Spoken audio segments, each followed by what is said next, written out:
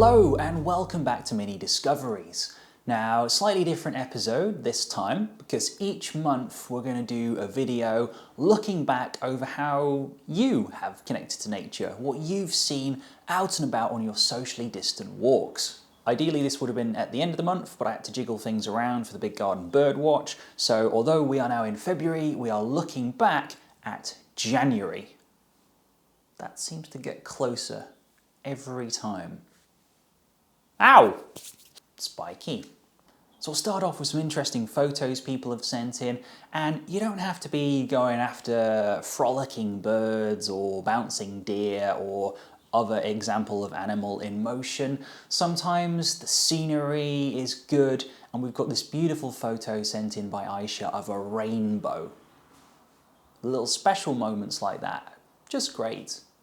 Also, the frosty weather may have impeded our movement and increased our ability to fall flat on our faces, but it did also provide more interesting photo opportunities, as we can see with these photos from Meg from York. Wonderful frosty leaves, incredible patterns. Meg's also sent in some video footage of a mouse. And this will kickstart the running theme of today's episode, which is things I don't know a lot about.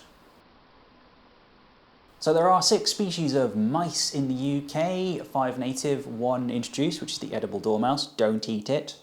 I'm not great at telling them apart. What we have here could have been a house mouse or a wood mouse, also known as a field mouse. Generally, house mice are the kind of same brownish grey colour all over, kind of monotone, whereas the field mice have the sort of chestnutty brown upper parts and pale bellies. It's very hard to tell in black and white, low-level light footage. Best guess, and it is a guess, is a field mouse based on reading various things on the internet and looking at the Woodland Trust blog, which I'll put a link to in the video description, just because it's kind of got a more elongated head, kind of bigger eyes relative to the size of the head, and a general cuter appearance, but I might be wrong. I'm probably wrong. I'm very wrong. Stop listening to me. We'll move on. And what we're going to move on to is something else that I don't know a great deal about, identification-wise, which is fungi. Now, this rather interesting specimen was sent in by Pat, actually back in December, but I haven't had a chance to show it off, and might still be around in January. It's a purple slimy mess, which is very pretty and weird at the same time.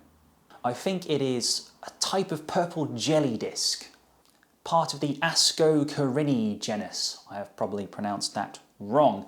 Thank you very much to the community on iSpot for helping narrow it down to something a little bit more scientific rather than just purple slime. Finally, we'll finish on something that I do know a little bit more about than fungi and mice and rainbows. It's bugs. We're talking true bugs. We had this creature sent in by Arthur from down south. Initially, it looked like a beetle, but closer examination of the wing cases shows that classic X pattern of Hemiptera, the true bugs, as opposed to sort of solid wing cases meeting in a neat line down the back, which is the elytra of a beetle, Coleoptera.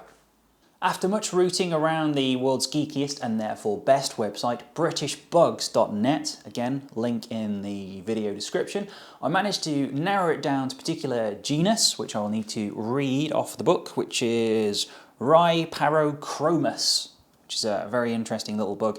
At least 2 possible species. Can't get more certain than that, but good to see it.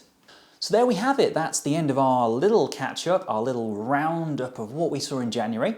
Plenty to look forward to in February and in next week's video and beyond. I'll be telling you how you can connect with nature and what there is to see out and about on our socially distant walks.